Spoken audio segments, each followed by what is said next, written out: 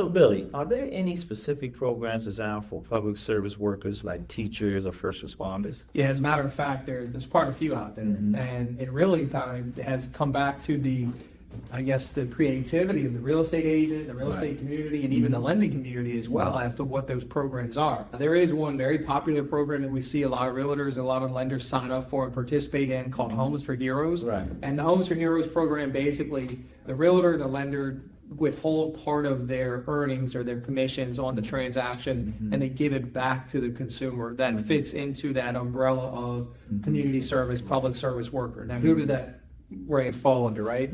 School teachers, firefighters, medical personnel, military veterans and active duty members alike, EMTs, nurses, or paramedics, anybody who works in a hospital, to be quite honest with you. I mean, it doesn't matter what you do at the hospital. You can be a surgeon, you can be a technician, you can be an x-ray tech, or you could work at the front desk at the lobby. It doesn't matter if you work in one of these facilities or if you work at the school, you can certainly qualify for these types of programs that are available. Well, that goes to another point too, because even with some of the young doctors coming out and have residencies and stuff and everything, are there loans for them as far as their... Absolutely. You know where I'm going with this. Yeah, so we all know that residents and young medical professionals that are entering into they're still in school, maybe they're doing their residency, they haven't reached their earning potential. They may not be making a lot of money, but they still have a need and a desire to want to become homeowners. We'll kind of give them the opportunity to pre-qualify them based on future earnings, right? So we do have doctor programs that are available specific to employees of the medical community that to help them to become homeowners. Now, a lot of them do have student loan. Correct. Debt.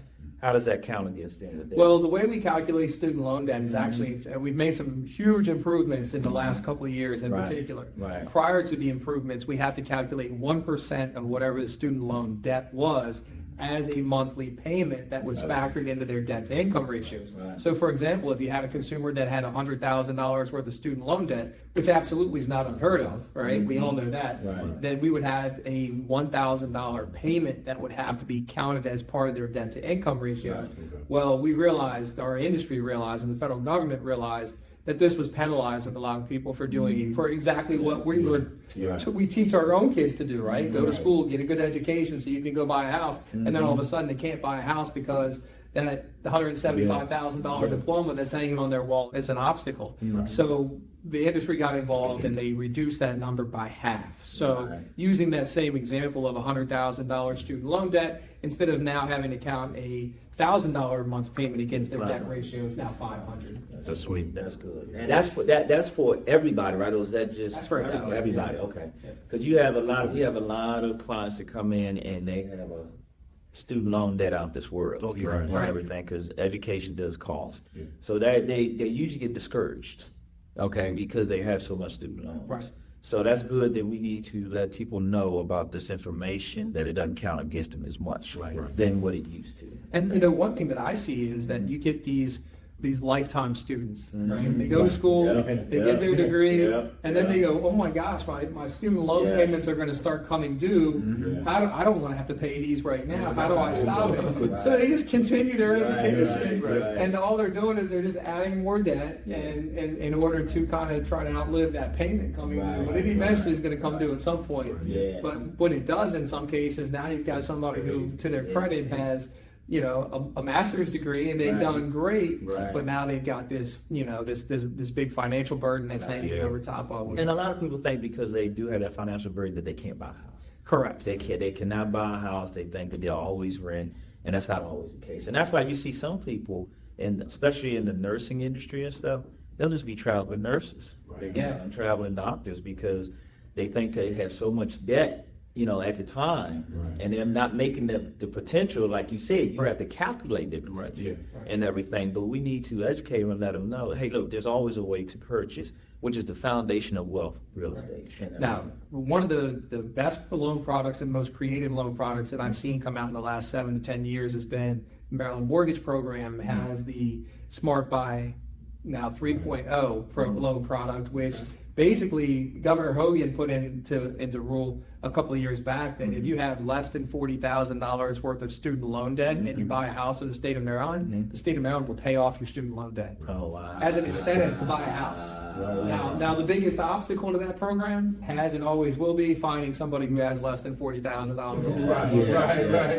Now, I happen to find myself working with a small pocket of buyers that actually they fit that window. Like again, I mentioned the X-ray techs as medical professionals. Yeah, you get somebody who graduates high school, they go to school, and then they continue their education beyond high school into the medical world, and they get their degree to become an X-ray technician. That's just one example of somebody who may have less than $40,000 worth of student loan debt. Same with police officers. Police officers typically will go to college just to get that bachelor's degree so that they can kind of continue their career and advancement into an officer position. And they typically don't carry a lot of student loan debt. So there are opportunities out there that a consumer can take advantage of. Good information, man. Very good information. So to pivot, how have the recent economic changes like interest rate adjustments impacted any of these programs?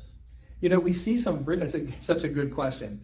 The biggest deterrent from a down payment assistance program that's typically on a state level is that if they're going to give you money for your down payment, what do we all know? There's no such thing as free money. So a lot of these down payment assistance programs that are state funded, they come from taking a higher interest rate, right? So just using today's market as a comparable, qualified buyer with a 680 credit score potentially comes in and they want to apply for a traditional FHA loan. I might be able to get that buyer an interest rate of 6.25. However, if they're utilizing the state-funded down payment assistance program, that same interest rate might be closer to 7%. So what they're sacrificing is a higher interest rate, a higher monthly payment in exchange for the cash that they need to come up with or cover their down payment requirement. And two things, they're going to pay a higher interest rate, right? So you paying for it, really. Oh, absolutely. You're paying for it. And then, but this is another thing that people don't know. Even if you do use it, can't you in 6 months refinance? You can, however, you have to pay that money back. Oh, so it depends on the program. It depends on the program. Some programs are forgivable. Yes. And guess what? The forgivable ones, what do you think they have? Higher interest rates. Higher interest rates. Even higher interest rates. Right. The non-forgivable ones, the ones where you have to pay the money back, the interest rates might be more in line, but it still has to be paid back. And what's the usual time frame? It's like 3 to 5 years? 2 to 5 years. We talked about it for just a minute ago, right? Yeah. You said, what was the average 5% increase in equity per year? Yes. So let's just say, for example, you have a buyer who takes 4% of down payment assistance grant money, and then they want to refinance into the lower, more traditional rate in a year. Now, here's where they get the win. They get the benefit because they can use that equity that they've gained in that first 1 to 2, maybe 3 years to pay off the money that they borrowed when taking out the down payment assistance loan. And then get the lower interest rate on top of that. So you're using the equity in your home to pay back the loan as opposed to using your actual cold hard cash. Right. Which covers a lot of costs. Correct. Yes. That's why when you're ready to buy a home, buy the home. Exactly. Buy the home.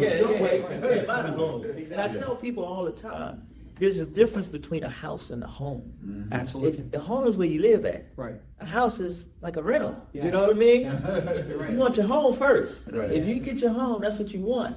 And then everything else will fall in place. The house will make money. The home will make money. So that's being a problem. Absolutely. And there are some times in the industry where we'll see, based on market volatility, you'll see the interest rates will spike on the traditional mortgage loan where they don't go up on the programs because the money has been kind of allocated based on the bond market, so those rates are set. So when you have situations like this, that's where, again, working with a knowledgeable and experienced mortgage lender, we can then go back to those buyers and say, look, the interest rate's only 1/8% higher, but for that 1/8%, I can get you $16,000 in rent money. What do you want to do? And then at that point, it makes it a pretty easy decision for most people. Hey, y'all, this is some good information. I'm even learning more. You know what I mean? Because you know what? I don't care how long you've been in a profession, you always learn. Absolutely. If they say that they know everything, run the other way. So this has been good. Billy, I want you to close this up with a summary of everything and what you would tell everybody and the first-time home buyers and why they should use you.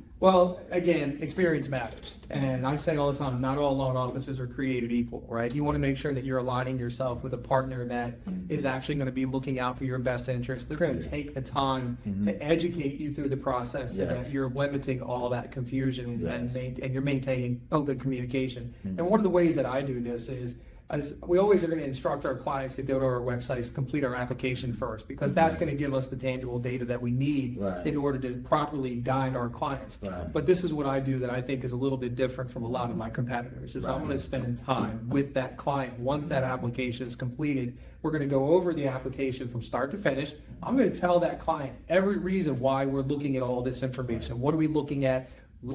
How is it utilized to help determine their loan approval or loan products that might best suit them? But then the most important part of my consultation is going to take place, and that's the discovery session. That's where I'm going to talk to the client about what's important to them. What are your payment goals? What's your comfort level in a monthly payment? What do you not want that number to exceed? Right. And then we'll use a little bit of reverse math engineering to assign that to an actual sales price and a loan product to make sure that we're meeting all of those financial expectations that our clients want. Billy, everybody, this has been great today. We want to thank everybody for listening in to us. Real Talk with Reggie, where real estate meets real life. We thank you, Century 21 Envision in Bowie, Maryland, licensed in DC, Maryland, and Virginia. Take care. Be safe.